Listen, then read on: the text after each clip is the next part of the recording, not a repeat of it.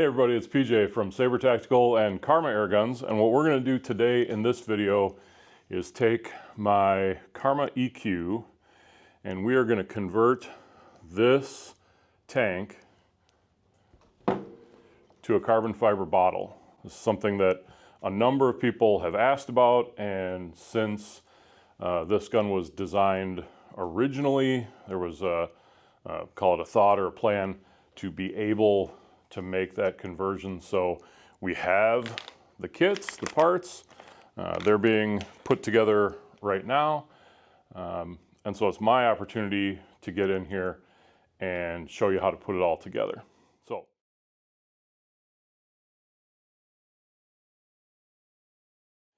this has to be done with a degassed air gun. So that's the first thing I'm going to do. And for that, you're going to need a 24 millimeter open end wrench. Before I get started, there probably are a couple of comments I need to throw in there. So let's just take care of this now up front. You're going to need 5 millimeter Allen wrench. You're going to need an 11 millimeter open end wrench. You're going to need some Teflon tape for the Foster fitting. This is not part of the kit. We use the blue Monster. You can get this at a lot of different places. So it's good stuff. It's a little thicker than the white stuff that you see. So we use this stuff in the shop here. And of course, you're going to need a bottle. This is an old FX bottle I took off a different gun that was a project a while back. It does not need a valve in it. And if you have one with a valve in it, you're going to have to remove the valve. So not covering that in this video. If you have questions about that, let us know. Maybe it's something we'll put a video together on, but you need a bottle without a valve. This bottle is a 250 bar bottle. This air gun is capable of filling to 300 bar. When you put this bottle on, which lightens the gun up, and it's only rated to 250 bar, you now have a gun that is only rated to 250 bar. And I really want you to pay attention to that, because if you think, oh, I'm going to grab any old bottle and throw it on the gun and get the benefits of a lighter air gun, which is, why we made the part, you have to understand that there is a potential, I guess you'd call it a downside. Your gun, the sort of the weak link in the system, is now only rated to 250 bar.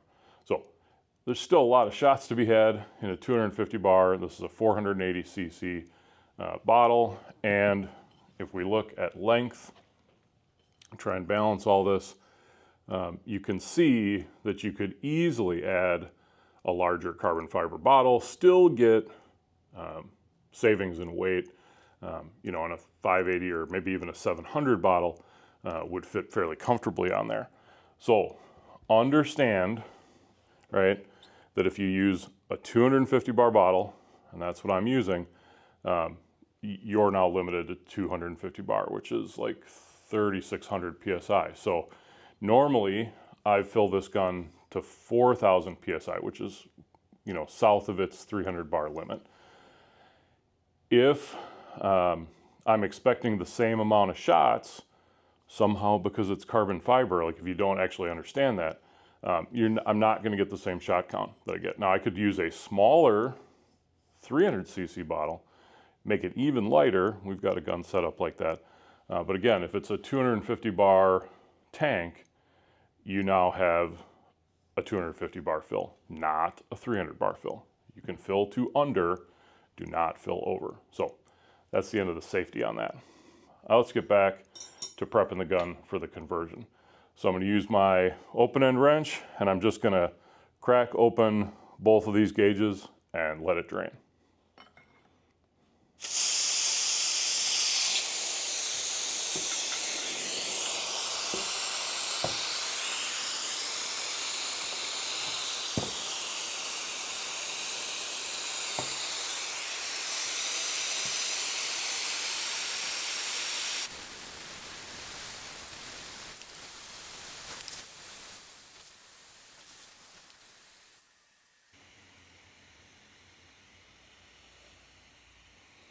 As the pressure goes down, you'll find that you can actually hand loosen these gauges.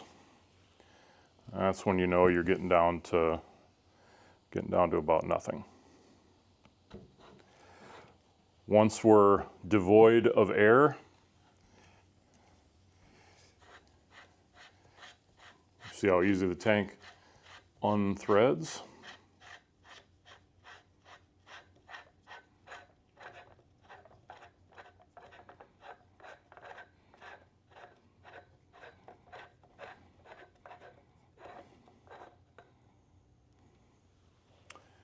And now the tank is off.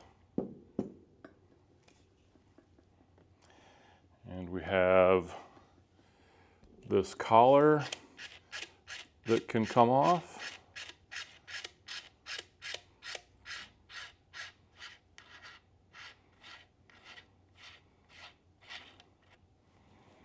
And that exposes the actual valve there. So we're going to need to back this out, and I need to get one more wrench for that. So for this valve, you need a 20mm wrench.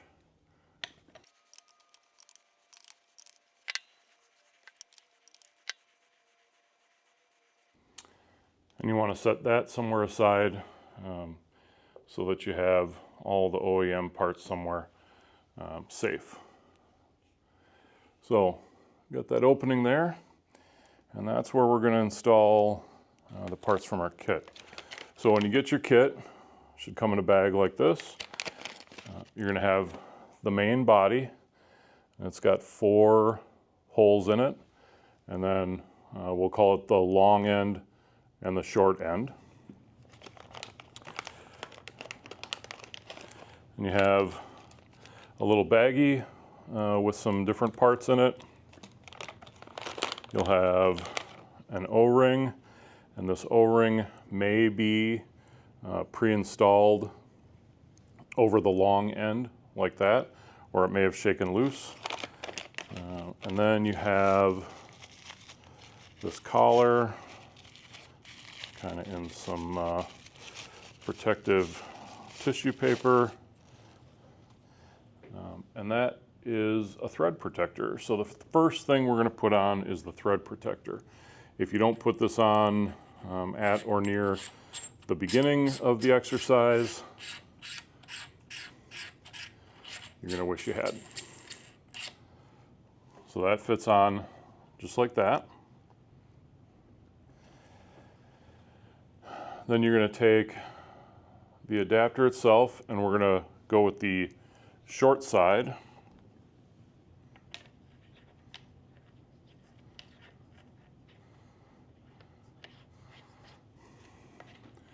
We're going to thread that in.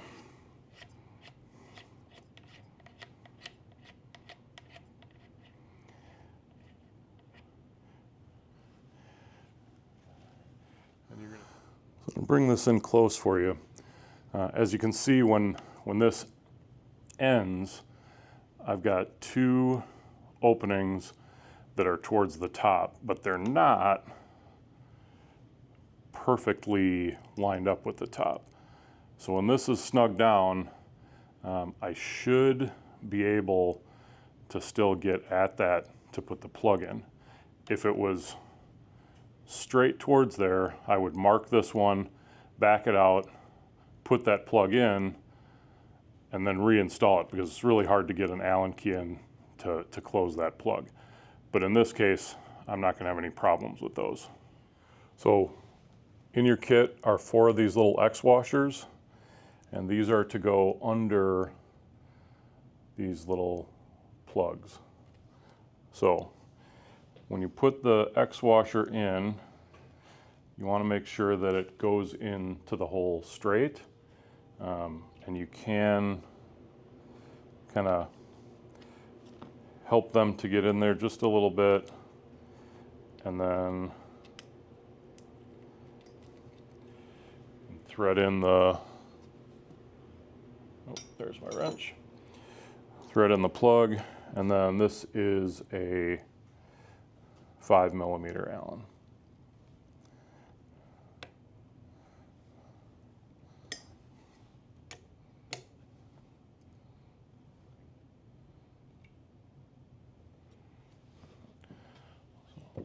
top ones in first.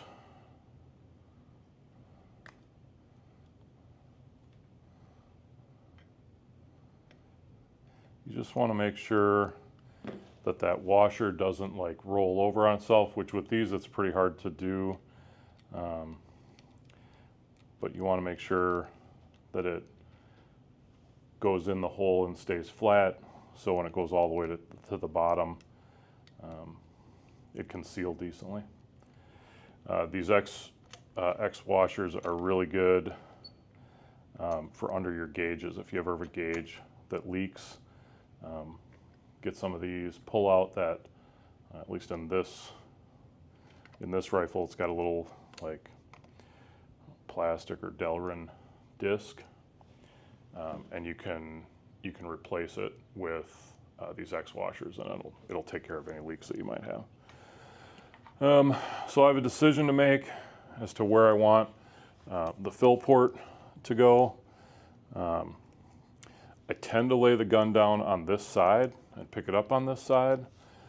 So I think I want it to come on the right side of the gun. So I'm going to plug the one here on the left.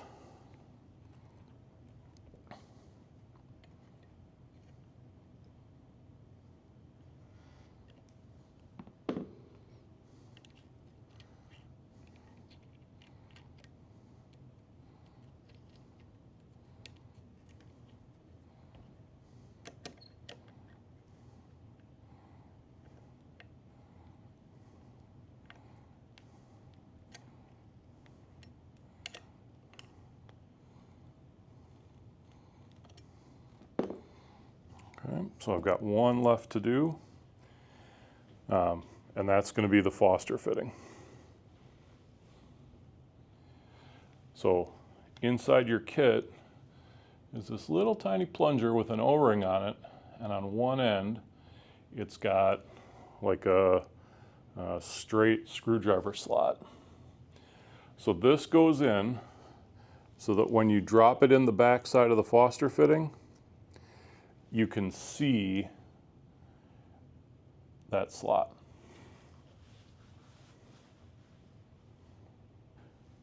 Okay, so I've got that. Now I'm going to take a little bit of my Teflon tape.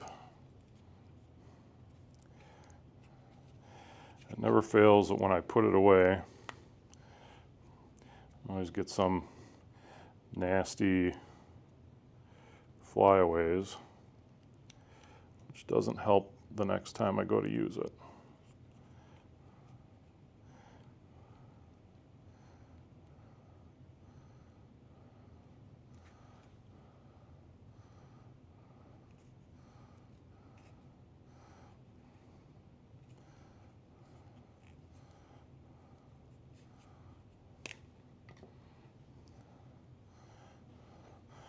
So what I don't want is a bunch of the Teflon hanging over the edge there.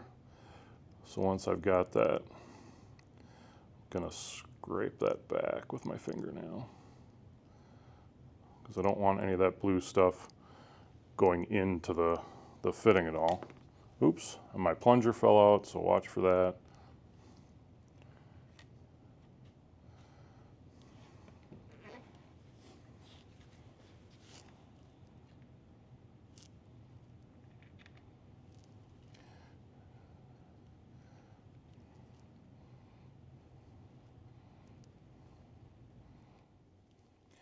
It is possible to use too much Teflon tape. This is snug, but I'm able, like halfway on the threads, to do it by hand. And then I'm going to turn over to my 11mm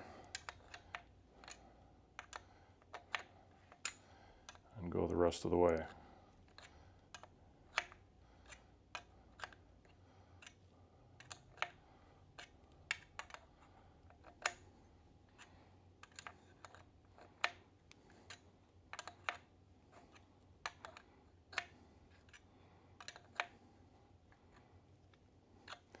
I've got that snug down.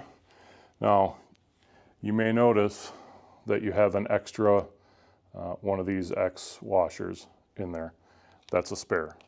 You do not put one of these under the Foster.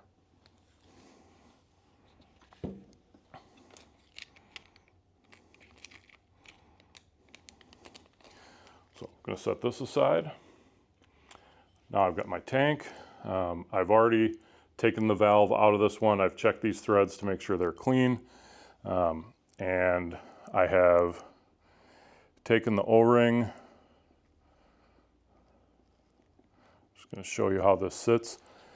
You can take this O-ring and put a very, very little bit of pure silicone grease, just so it kind of shines. It should not be gooping. That will actually make it worse. But you do want to check to make sure that it seats properly inside the rim of the bottle like that. So that's all set and ready to go.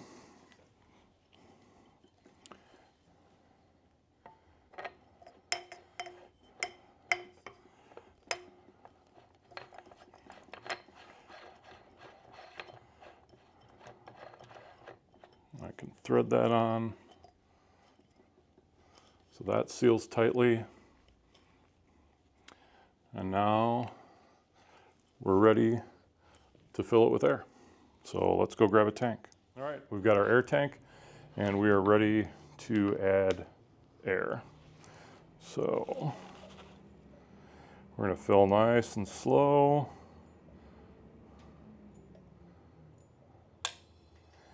You can hear that Foster fitting pop into place. That's a really good sign.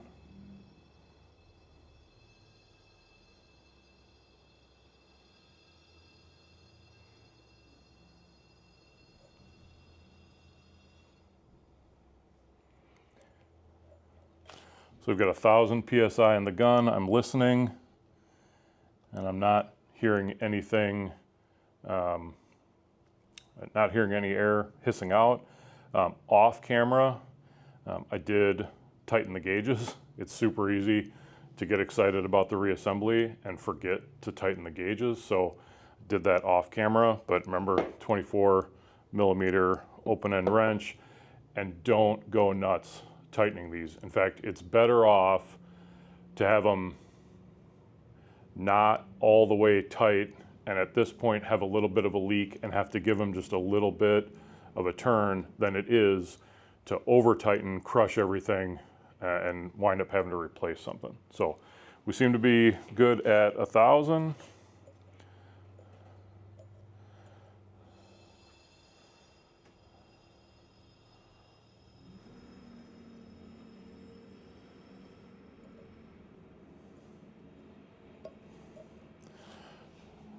We're at 2,000, which is about where my reg pressure is set. Everything seems to be holding, not getting any hissing.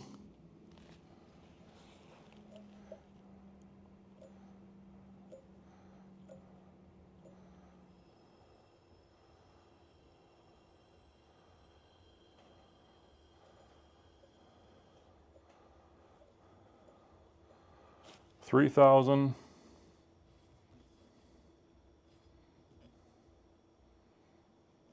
If this is your first PCP, by the way, it is completely normal for you to fill a gun up like this, especially from empty, to 3,000 PSI or a little over 200 bar, and you feel the tank is warm. It's because the air here under pressure kind of like, we're free, and then gets jammed back in here and doesn't really recompress, but that process creates some heat, and heat actually in a fixed volume space creates a little extra pressure. And so as this cools, you'll see the needle going down. Actually, even if you leave it connected like this, or you use your deadhead on your tank, it may not be leaking, it's just losing pressure because it's cooling, and there's a relationship. I think the formula is PV equals nRT. T is temperature. So if temperature goes up, pressure climbs with it. When it cools, that pressure is going to relax just a little bit. So we're good at 200 bar. Let's go to 250.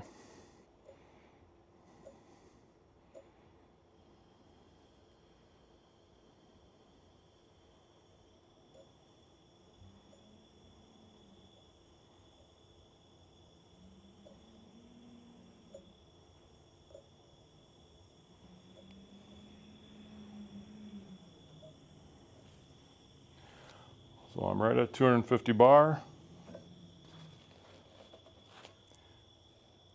And we seem to be in good shape. So I'm going to call that a success. Typically I would let it sit overnight just to see what the pressure does.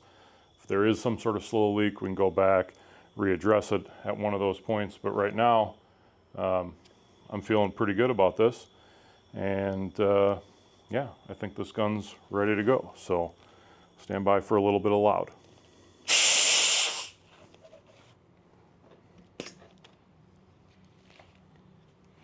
All right, that's the final check.